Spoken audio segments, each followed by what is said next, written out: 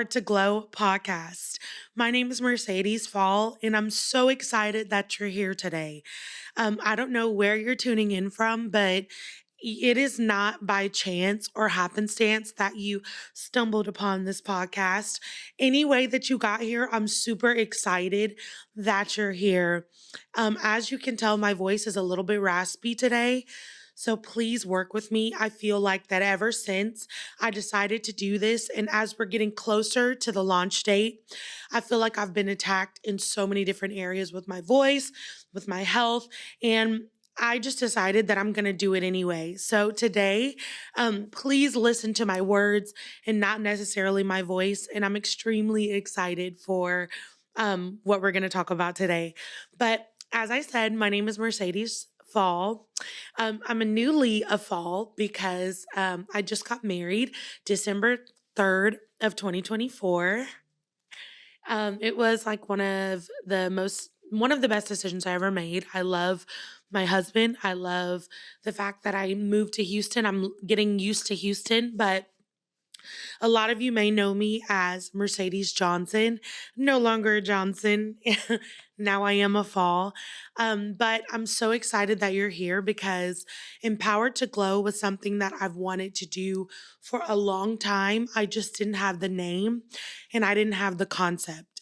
And one of the things about me is when I don't have enough pieces to execute, it's hard for me to kind of execute. And I really felt like going into 2025 that God had really shown me that it was okay for me to do this. And so I would like to take a pause and have you all to just type in the comments or on YouTube where you're watching from, who you are. Or you might be a woman, you might be a man, you might be a mom, you might be a wife. So just tell me like who you are. I want to know more about you. I want to know more about like who's watching, and I'm excited to learn more about you as you kind of learn more about me and tune into this podcast. So a lot of you may be wondering where Empowered to Glow came from. And Empowered to Glow was really birthed from my life. Empowered to Glow was given to me by God in the same kind of context when He dropped into my spirit, Be the Light. Be the Light came to me when I was going through a really dark time of feeling very undervalued, very unappreciated. My worth was very down. And so God kept saying to me, Be the light. You are the light. And I found these t-shirts and started selling them. And I really ran with that. And in conjunction with Be the Light, I wanted to create a space where we could just talk and we could be empowered to build where we are. No matter if you're in a low point, no matter if you're confused, no matter if you're waiting on God to give you clarity, you might be waiting on God to bless you or waiting on God to validate you, which He already has, but you might be waiting on that peace to know like that you are His and that He's given you all the tools that you need wherever you are in your journey. I want people to feel empowered to glow just where they are. Um, and that kind of came from years of me feeling like I didn't have that opportunity, that when I made mistakes, that I was thrown out, or when I was in rough spaces, that I was worth nothing, or when I was in positions to help other people, that I had to do it for little to nothing, or that my value was very low. And I just said, Lord, I want to have a space where I can really talk about empowerment, because I feel like that a lot of times people want you to buy into these mentorships. They want you to buy into what they're doing. They want you to come up to this specific level. And sometimes we are not at the place to come up to a level, because we need to be built where we are. We need to be empowered where we are. We need to glow where we are. And the reality of it is that you can't go up to another level if you aren't appreciative of where you are. And you don't see the beauty and the growth and the light and the glow in where God has you right now. And so that is what Empowered to Glow is about. We will be here every week at 7 p.m. on Tuesdays, 7 p.m. CST. I'm going to bring different people on here. I'm going to be on here by myself sometimes. Hopefully, I can get my husband on here. But I just want to bring individuals on here that I feel like can help you and help me to build where you are and to love yourself where you are. And there's been a lot of money, work, and time that has went into this. So I hope that it blesses you. So I wanted to just start off by just saying to you that wherever you are, you might be in your car, you might be at home cooking, you might be sitting down intentionally watching this podcast on a Tuesday night at 7 p.m. Or you might have just stumbled upon this podcast. But wherever you are, I wanted to kind of talk about your worth and your value.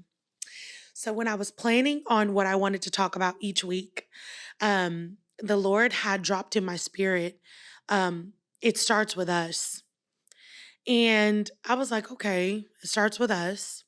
So then I was trying to figure out, okay, what should I say? Like, what is that about? And then I heard it starts with you. So then I was like, okay, like, am I supposed to just tell them about my story? Am I supposed to tell them about my journey? What? I don't really know. And he said, it starts with you. It starts with you. And as I began to like write that down and make notes in my phone, and stuff started coming to me, and I said, wow, we cannot start on a journey of being the light and being empowered to glow and building where we are if we don't truly understand that it starts with us, and our worth is a huge factor in what it is that we do and how we build. And so I said, okay, it starts with us. It starts with you. And so I want to kind of unpack that today. So the last couple of weeks, I've been kind of like reading a book, the Let Them series, the Let Them story, whatever, the Let Them, by Mel Robbins. And you guys have got to look up that book because it is such a good book. And I've been kind of doing devotionals and everything. And I was looking kind of like at my life now, but also retrospect, just looking at my journey. And when I kept hearing that it starts with us, which is this season's title, by the way. So every single episode will be, it starts with us, and then the title of the episode, because that's what this season is about. I just started to think about my own journey and how I've made it here, and how our worth plays a huge part in where we are and how we think and how we process. And I started like praying into that a little bit and just like riding in my car and listening to music and thinking about what I was going to discuss. And God was just like revealing to me, man, our worth shapes how we feel about our worth, shapes how we execute. It shapes how we show up. It shapes how we are in marriage, in friendships, in our daily lives, how we are in our business, everything. And what God was showing me is that if I don't fix the way that you see yourself, how you show up in all of these different other areas is going to be affected, and you're going to minimize yourself. And so I wanted to pull up a couple of notes that I had that God gave me like while I was, and they're not even notes, they're scriptures, right? Like none of this came from me. These are scriptures that really started to open up my mind about how important it is to adjust how we think about ourselves. Genesis 1:26 tells us right off the bat that you're made in God's image. Like, you don't even have to go that far into the Bible to like see that you're made in God's image. Ephesians 1:4 says, you were chosen by God before the foundation of the world. And if you need to rewind and go back and write these scriptures down, it's going to be a game changer, because the series, it starts with us. And the reason why we're starting here is because you can't glow and you can't be empowered in who you're supposed to be and who God has called you to be until you fix the mindset that you have about yourself. The mindset that you have about your worth, right? Okay, I have more. Let me open this phone. Ephesians 1 and 11 talks about that God has a plan for your life. Do you know how mind blowing that is? Like when you really sit down and realize like God has a plan for my life. I don't have to go out here and try to make it up. I don't have to go out here and try to fight for it or fight somebody to let them know that I'm valued or I'm worth it. Or I don't have to go out here and hustle my way to the top. Like he has a plan for me. Galatians 2 and 20 talks about your worth is found in Christ. And I kind of want to stop there because when we say that we want to fine tune our mental when it comes to our worth, we have to go back to God. There's no way that you can fix the problems with your worth in your mind if you don't go back to God. Why? Because if you say that you're created by him and created in his image, then he must be the one that's able to show you who you really are. Okay. I've got more. This one tore me up. Ephesians 1, 6 and 7 talks about you have redemption through the blood of Jesus Christ. And I got to stop there because there has been so many times in my life that I felt like that the things that I did and the decisions that I made took me out of the will of God, made my worth go down, make me value myself at pennies, everything. Like we have been redeemed by the blood of Christ. And I just feel like in my spirit that I need to say that because the thing about it is what happens is we grow up, we graduate high school, we might go to college, we might get a job, we might get married, however your life is constructed, right? And throughout that journey, we make mistakes. We fall. We're rude to people sometimes. We make huge mistakes. We might end up in jail, God forbid. The things happen, right? And the enemy maximizes and capitalizes on those things to make you feel like that your worth and your value is down. And I just want to say that it starts with us. The first episode being worth. I'm here to tell you that your worth has nothing to do with the decisions that you've made. Your worth has nothing to do with the choices that you've made. Your worth has nothing to even do with the accomplishments that you've accomplished. The thing that categorizes your worth is how you were designed. I was having a discussion with my husband the other day, and we were talking about purpose. And he was like, babe, I really feel like that I'm called to be a leader. And I said to him, babe, you were born to be a leader. Your purpose is not that you were a leader. You were designed a leader. And when we really start to be in our brain and to think and process the fact that when God designed me, he designed me a leader. He designed me good. He designed me creative. He designed me worth it. He designed me this way, right?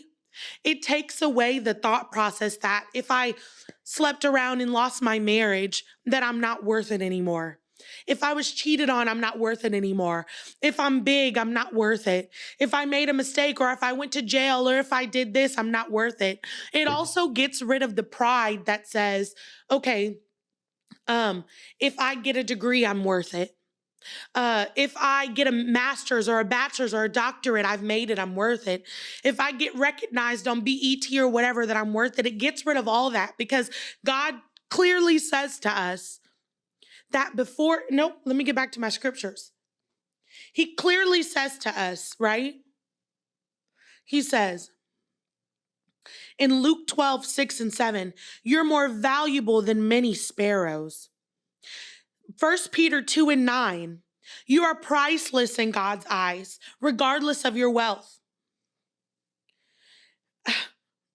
Jeremiah 29 and 11, the whole thought process behind Jeremiah 29 and 11 says, you are worthy of your love, efforts, and hopes and dreams. But the one that tore me up, and I'm going to keep saying it, Ephesians 1, 6 and 7, you have You have redemption through the blood of Jesus Christ. And so when I just talk about all those scriptures and the fact that we were designed before we were in our mother's room, we were shaped before the foundation of the world. Like God knew who we were before we were even born. Then that's what starts to combat those thoughts of like, I'm not worth it. I'm this, I'm that. If I post this, they're going to look at me this way. I was doing this in 2024, but I'm trying to do something else in 2025. And I can't do it because people are looking at me. And the thing about it is that your worth has nothing to do with other people. And I'm going to say it again. Your worth has nothing to do with what you've been through. Your worth comes from how you were designed. You were designed a leader. You were designed this way, right? And so I want to make it personal, right? And I didn't start off by telling you guys much about who I am because I feel like as we go on this journey together through Empowered to Glow, that you're going to learn more about me because this is a space that God has allowed me to be more vulnerable. You might learn stuff about me, my journey, my marriage, my life, my spirituality, all of that. And I feel like I'm okay with it because you know what? Like it's time.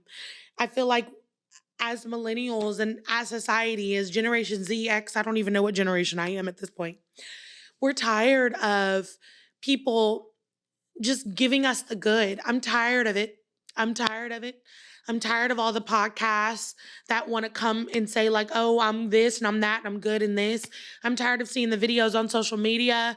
I'm tired of seeing the rich people flaunt that they're rich and not show when they were poor. I'm tired of it. I want to see the real. And so I pray that you, through my transparency, are able to be free through my transparency. So I want to make it realistic for you. I want you to know that my whole life has been a tug of war of worth. Um, my whole life has been a tug of war of identity. My parents, they tour around the world telling this story about how when I was 3 years old, that they heard me in the back of the car singing and doing all this. And they knew that I was going to be a psalmist and they knew that I was going to be a singer. And, you know, all of my life I've known that I could sing and everything, but I longed for the validation in knowing that I was more than that because I felt like that outside of that, I got no respect, no love, no validation. Outside of the fact that I could sing, I felt I wasn't valued. I felt I wasn't pretty. I felt I was big. I was overweight, all the things. And it started from like a young age when just going through life in high school, I was bullied, called fat, called ugly. You know, there was some points in my life where my parents, we didn't have a lot of money. There was a lot of times in my life that we did, but there was some times in my life where my parents wasn't getting me the latest things like the latest purses and all this. And I was bullied for that too. Not having nice, you know, in middle school, not having like nice shoes and stuff. I remember all of that.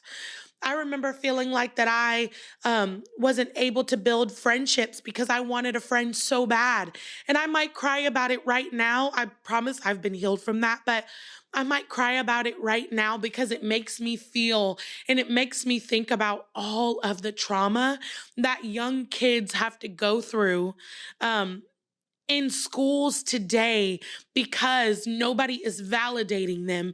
Nobody is validating their worth. Nobody is validating their identity. And the parents that are, I truly commend you because I feel like that takes a lot of work that a lot of parents don't have. And the parents that don't know how to, I commend you for doing the best that you can, right?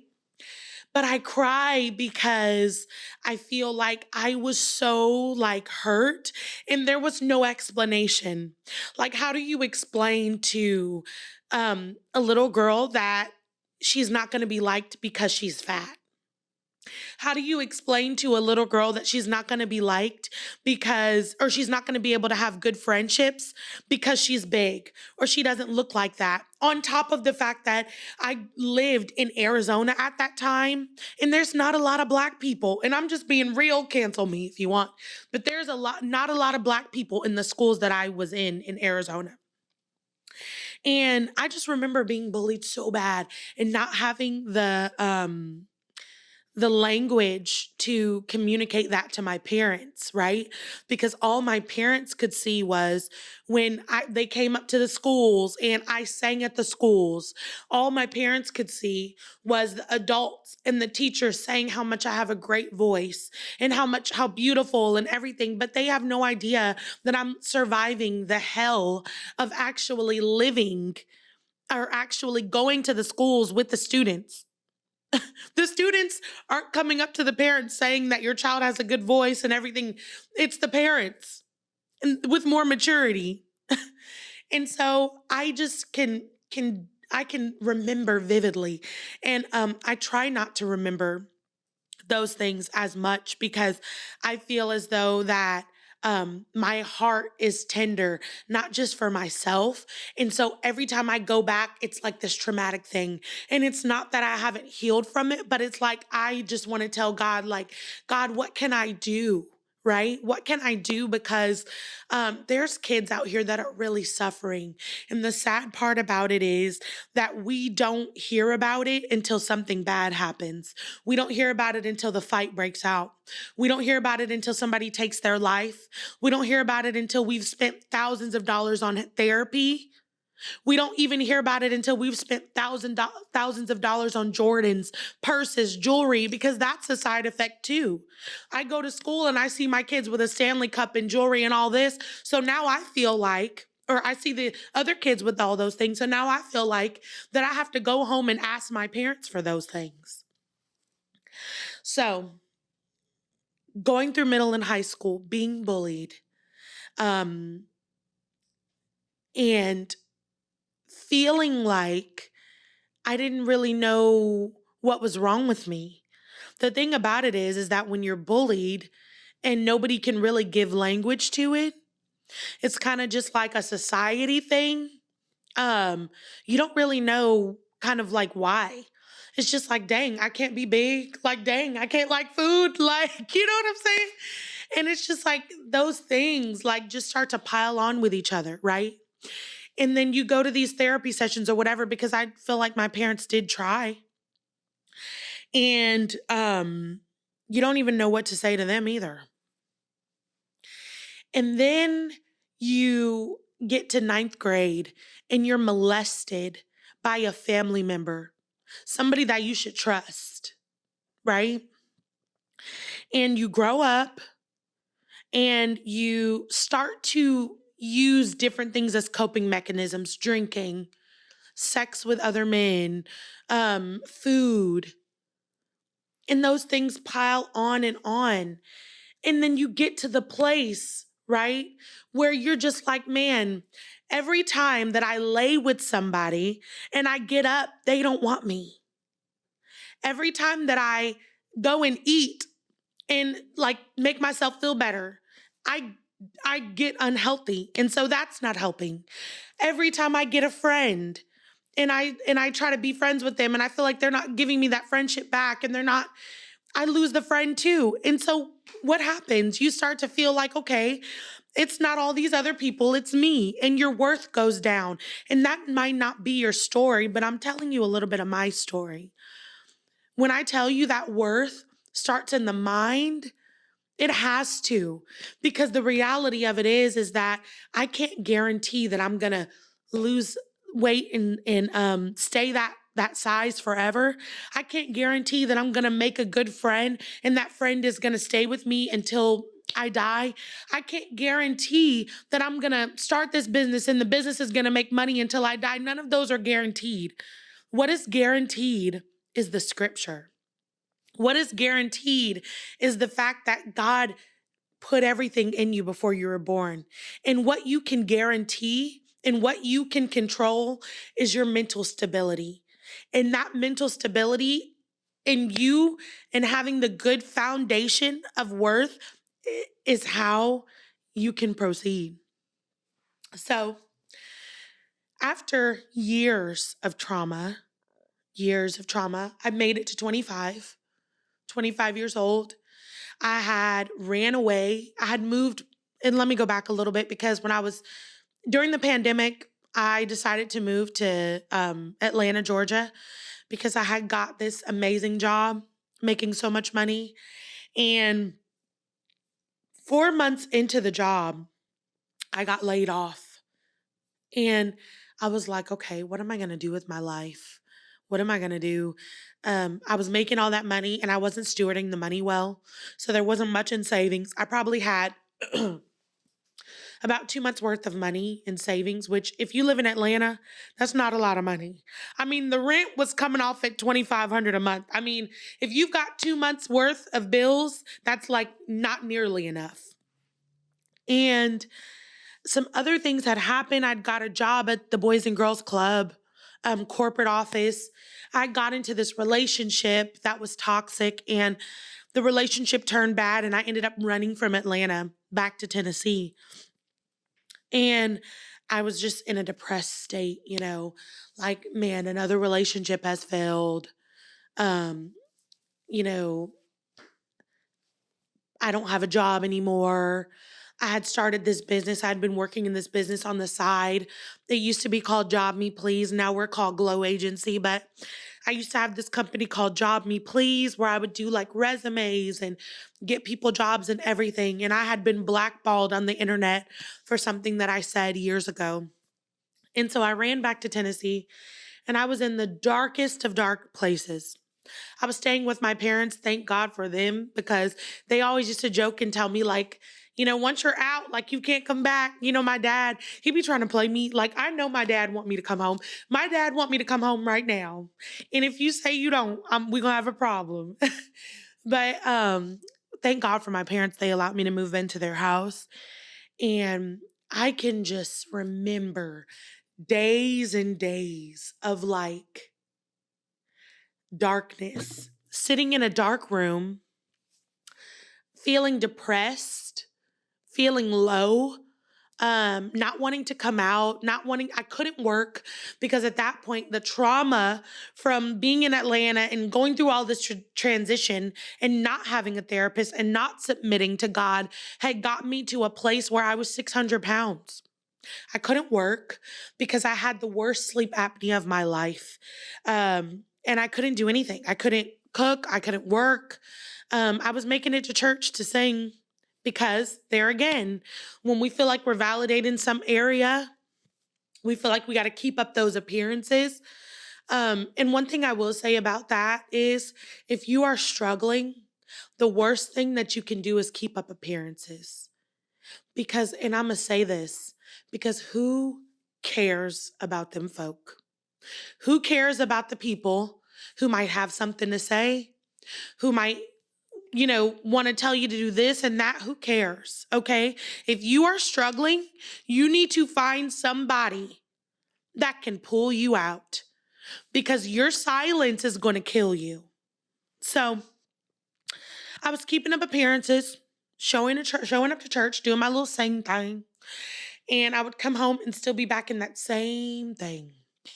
And I remember there was a night I had just gotten my sleep apnea machine, and I could not breathe with that thing. And I don't know how y'all be breathing with that thing, because that thing is terrible.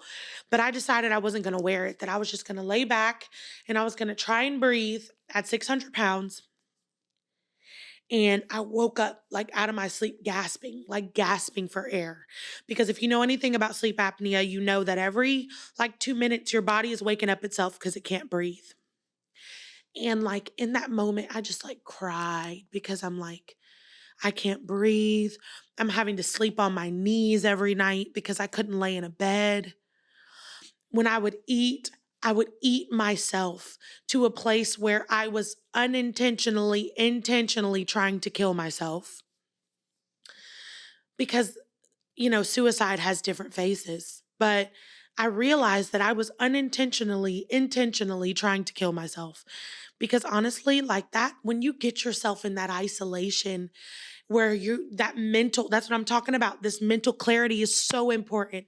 When you get yourself to that place where you've isolated yourself and you're keeping up appearances, I'm telling you that you will kill yourself. And I woke up gasping and I was crying because I'm like, what is going to happen to me? Like, what is going to happen to my life? I can't see the future. I can't see tomorrow. I can't see today. Like, I can't see anything. Quite frankly, God, I'm in a hole and I'm not sure and I'm not confident in you that you're going to bring me out this hole, because how in the heck did I even get here? And that is the honest truth, because sometimes you got to be real with God and be like, okay, I'm at this real ghetto place right now, and I'm not really understanding how I'm going to get out of this place. And so I need you to have like more understanding than me right now. And I know you do, but like I need you to kind of help me, because right now all I know is that like I can't breathe and I can't sleep and I. And so it was like, like a week or so later, and these two girls from my church had invited me out to lunch. And I don't even know why I was going to lunch with them, because they were like in their 20s, like really early 20s. And at this point, I'm like 25, 26. And I went to lunch with them, and they're like talking about, how they're going to go on this vacations and their relationships and everything.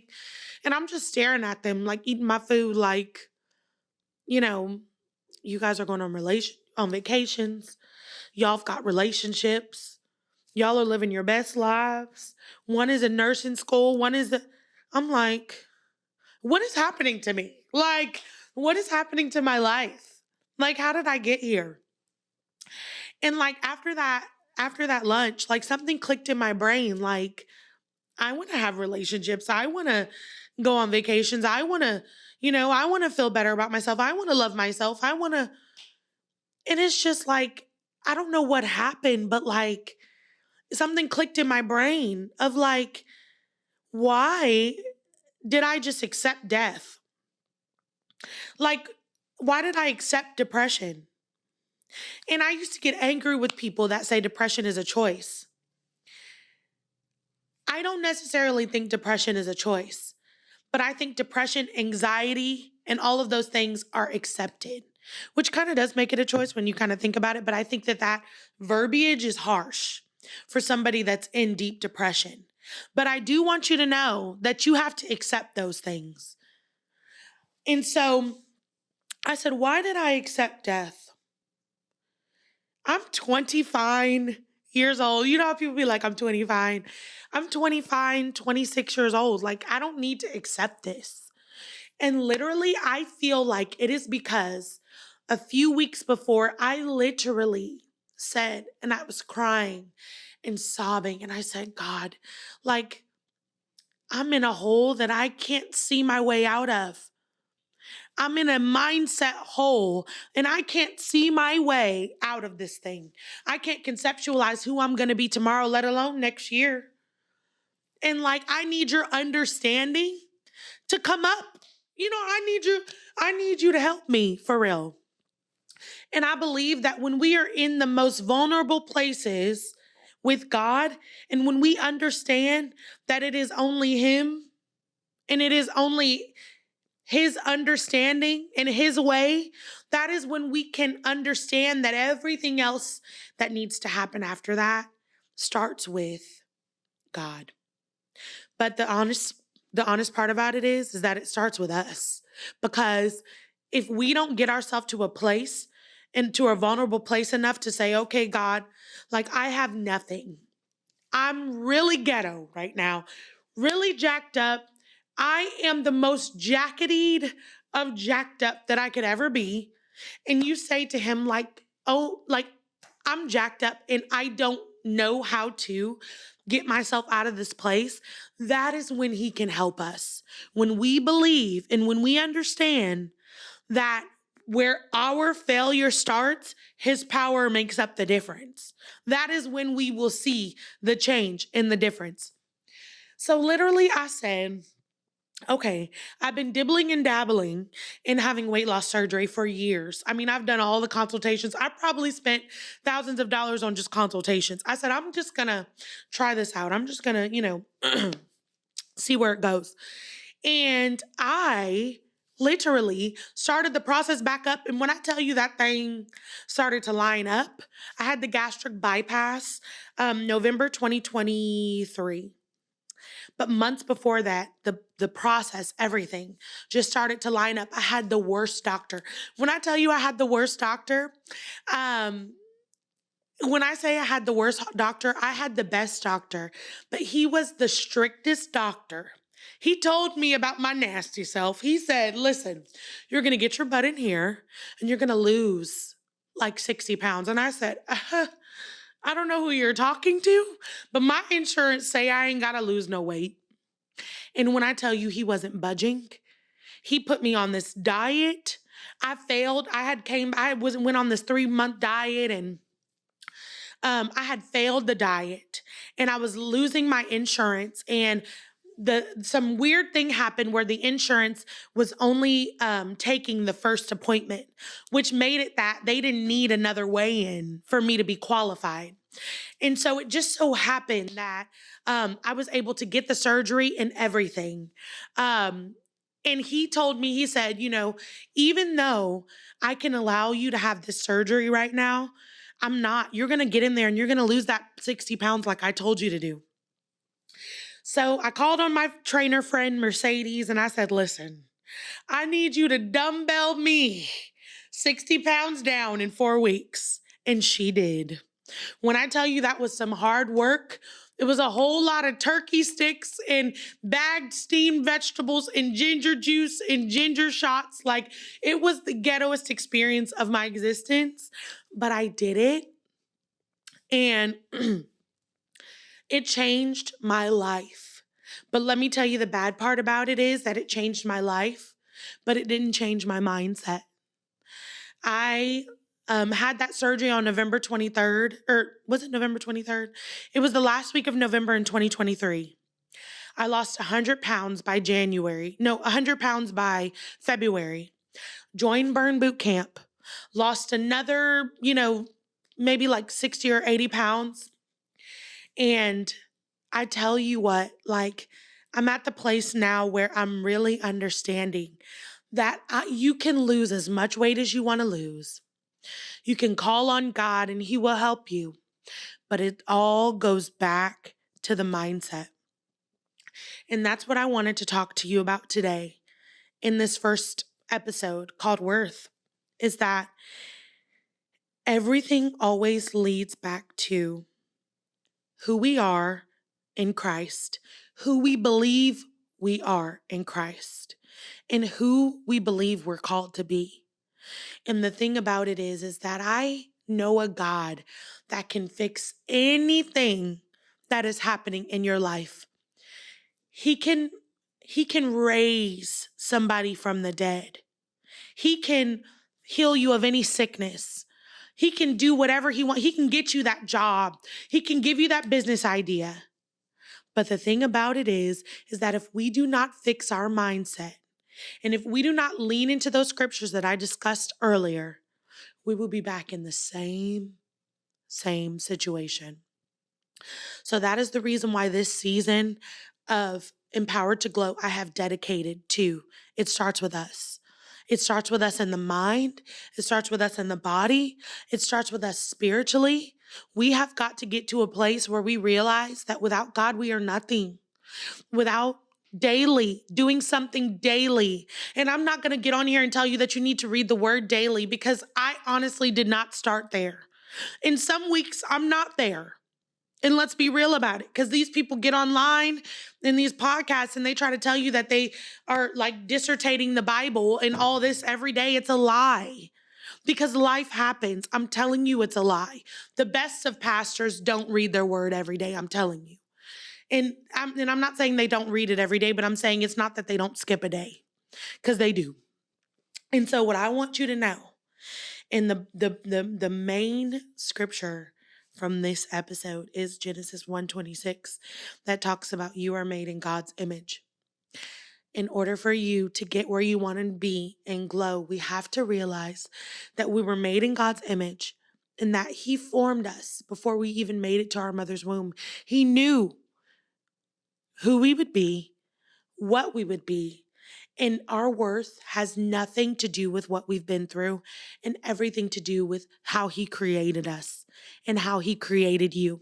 So this week, I want you to be empowered to be worthy. Be empowered to know your worth. Be empowered to communicate your worth. Be empowered to live in your worth. I'm not telling you to live in pride, so don't get in the comments and say that I said live in pride and think that you're more highly than you ought.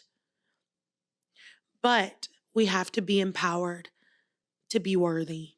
And so join me every week on Tuesday, 7 p.m. Central Standard Time. Share this. Please send this to somebody. And always remember to be the light. Love you.